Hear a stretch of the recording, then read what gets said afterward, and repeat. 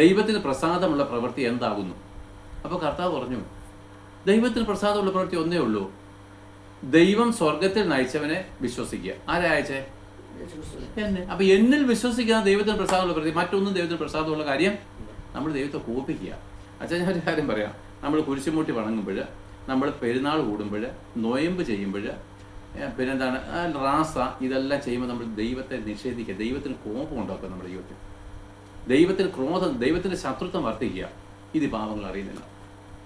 ഞങ്ങൾ ശബരിമലയ്ക്ക് പോകുമ്പോഴും, ഞങ്ങൾ ഗുരുവായൂർ പോകുമ്പോഴും, അല്ലെങ്കിൽ മുസ്ലിങ്ങൾ മക്ക പോകുമ്പോഴും, അതിന് ഇവിടെ എല്ലാം ദൈവത്തിൻ്റെ ക്രോധം ഇവരുടെ മേൽ വരും. കാരണം പുത്രനെ അംഗീകരിക്കുന്നില്ല.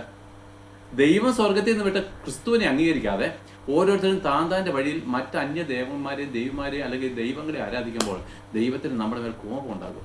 അതുകൊണ്ടാണ് ഈ കൂടുതൽ ഈ മറ്റ് മതങ്ങളിലുള്ള ഭക്തിമാണ്. ക്രിസ്തീയ മതത്തിൽ തന്നെ ഇപ്പം പരിമല നാളെയല്ലേ, ഇതിനു വേണ്ടി പാട്ടും പാടി ഇന്ന് രാവിലെ തൊട്ട് യാത്ര തുടങ്ങുക. നമ്മൾ വിചാരിക്കേണ്ട ഭക്തി ദൈവത്തിന് വെറുപ്പുണ്ടാക്കുക. നമ്മൾ പരിമല തിരുമേനിയുടെ കബറിടത്തിൽ പോയി ചുംബിക്കാനല്ലേ പോന്നേ, അല്ലെ അവിടെ പോയി നമസ്കരിക്കാനല്ലേ പോന്നേ? ദൈവത്തിന് നമ്മളോട് പിന്നെ വെറുപ്പുണ്ടാക്കുക. നമ്മൾ വിചാരിക്കുന്നതായിട്ട് വലിയ ഭാഗ്യകരമായി ദൈവത്തെ നമ്മൾ വെറുപ്പിക്കുക. കാരണം ദൈവം ഒരാളെ, നിങ്ങൾ വഴിയിൽ വീണ് നശിച്ചു പോകാതിരിക്കേണ്ടതിന് പുത്രനെ യേശുക്രിസ്തുവിനല്ലാതെ മറ്റൊന്നിനെ ചുംബിക്കാൻ ദൈവം അനുവദിച്ചിട്ടില്ല. നമ്മൾ ഈ സത്യങ്ങൾ അറിയാതെ നമ്മളിങ്ങനെ പോഷത്തിൽ ജീവിച്ച് നമ്മുടെ ആയുസ് ഇവിടെ തീർന്ന് പിന്നെ നരകത്തിലേക്ക് പോകാം. ശിക്ഷാവിധി ഇവിടെ അല്ലല്ലോ, അവിടെ അല്ലേ?